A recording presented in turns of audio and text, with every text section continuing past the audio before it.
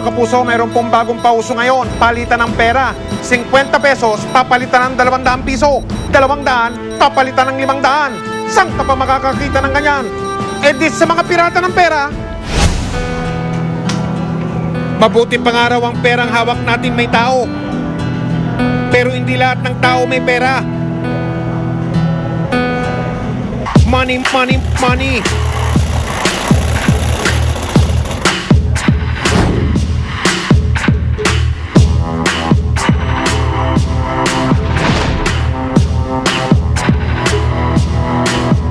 Papalit-palit, palipat-lipat, iba't ibang kamay, iba't ibang buhay. Pero sabi nga ng isang kasabihan, money is the root of all evil. Dahil daw kasi sa pera, may mga gumagawa na masama at nananamantala sa kanilang kapwa. Yan din ang natuklasan ng mga tauhan ng National Bureau of Investigation o NBI, Calabar Zone Regional Office. May sindikato raw na gumagala at nagpapakawala ng mga peking pera. Naloko na! We received an intelligence report na nagkakaroon ng proliferation ng mga fake currencies, particularly yung tiga 200 tsaka 500 peso bills. Ang kaherong si Ramil, hilong-talilong kapag dagsa ang maraming customer. Kaya naman nang minsang maabutan ng peking pera ang kanyang kamay. Niha-niho, wala siyang kamalay-malay. Ay! First time ko lang po din mag-counter. Siyempre sa dami ng tao, nataranta na rin po ako. Tapos ngayon, habang kinukuha ko yung mga bayad po nila, siyempre, hindi ko in-expect na napeke ako. Akala ko po totoo yung pera pero napeke na pala ako. Pag nakatanggap po ako yung peke pera, kinakaltas po sa amin. Siya nang nabiktima, siya pang nakaltasan. Hala! Ayon sa Bangko Sentral ng Pilipinas, basta pera-pera ang usapan, sila lang ang may K dyan. Wala yun sa batas. Tanging ang Bangko Sentral ng Pilipinas ang may eksklusibong karapatan at kapangyarihan na mag-imprenta ng ating salapi. Tungkol sa paggawa ng pananalapi, meron tayong tinatawag na mga security features upang sa ganon ay maturuan din natin yung ating mga ordinaryong publiko na malaman kung ang hawak-hawak nilang pananalapi ay huwad o tunay. Kaya naman pag ibang nag-imprenta na ko, peki yan mga chong, mga chang. Ang mga kumakalat na peking pera, sindikato raw ang may pakana. Nakuha tayo ng mga ilang ebidensya ng mga fake 500 pesos tsaka 200 pesos bill. Ito nakuha sa mga palengke, tsaka sa mga dito sa Batangas, tsaka doon sa area ng Bacoor sa Cavite. Ang mga itinuturong salarin, business in the dark ang gusto. Bawat transaksyon, pilit ikinukumpli. Pero sa kamera ng investigador, walang makapagtatago. Kasama ang tropa ng Bangko Sentral at ng NBI, sinimula namin ang pag-iimbestiga. Nakilala namin ang mga itinuturong nagbebenta umano ng peking pera.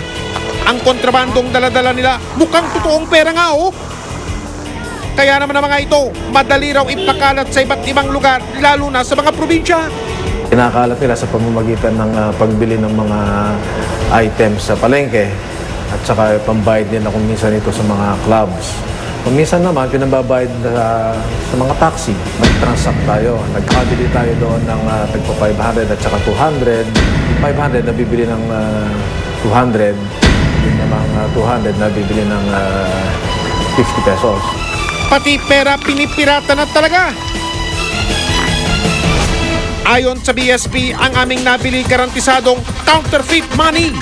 Base po sa physical na eksaminasyon na aking pagsusuri, natuklasan ko po na ang mga perang isinabit sa akin ng NBI Calabar Zone ay wala po yung mga security features katulad po ng mga tinatawag po na windowed security thread.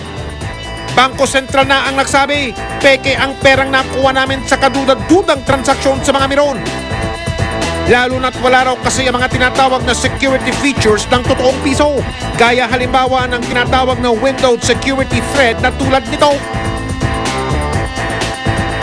Sa isang simpleng eksperimento, ipapakita namin ang dating ng peking datong.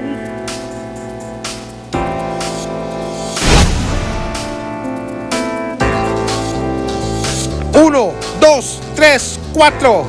Wala! Magic ba? No way! Hindi kasi waterproof ang mga peking pera tulad nito. Naloko na talaga.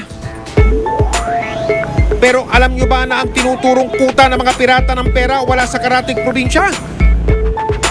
Nasa Metro Manila lang pala dahil ang mga kapal mooks sa isang printing shop raw naglulungga. Nag-ano po sila, involved po sila sa printing o mga advertising materials. May kapasidad po silang gumawa ng peking pera dahil po sila marunong po sila sa mga graphic arts, designs, lahat po ng mga sa mga layout designs, alam po nila. Ang mga grupo ng sindikatong ito ay involved po sila sa passing, sa pagpapakalat ng pera at sila rin po ang gumagawa ng pera po. Nakarating na po sa Batangas, Cavite, hanggang pababa na po sa Metro Manila po. Sa modus na ito, tubong lugaw raw ang kita. Halimbawa ng 1,000, gumastos ka ng 50. Edi 950 ang tubo mo. Oh, mabilis na magandang negosyo yun. Pero ito'y magandang negosyo, very profitable, pero ma-high risk yan. Pero kapag daw nagpatuloy ang ganitong pananamantala, malilintikan ang ating ekonomiya. Kapag nawala ng tiwala ang tao sa ating pananalapi, walang tatanggap niyan. Napakahirap yun para sa ating ekonomiya. Mayroon tinatawag na police power. Pwede silang mag-imbestiga, pwede silang humuli, at pwede silang maghabla, no? Ng mga taong napatunayan na involved o kasama sa paggawa ng mga huwad na salapi. Kaya naman wala nang nilustay na oras sa mga otoridad. Panahon na raw para magbayad sa batas sa mga gaya-gaya putumaya. Ang Bangko Sentral, ang NBI at ang investigador sa puwersang susukulin ang mga pasaway na pirata ng pera. Okay, sige, good luck, good luck. Ingat lang, ingat. Kita-kita tayo sa area. Susunod, pag-ulan ng peking pera, sino nga ba ang may pakana? Report natin baka gamitin ito mga fake na pera nito para sa eleksyon. At saka siyempre darating ang Pasko,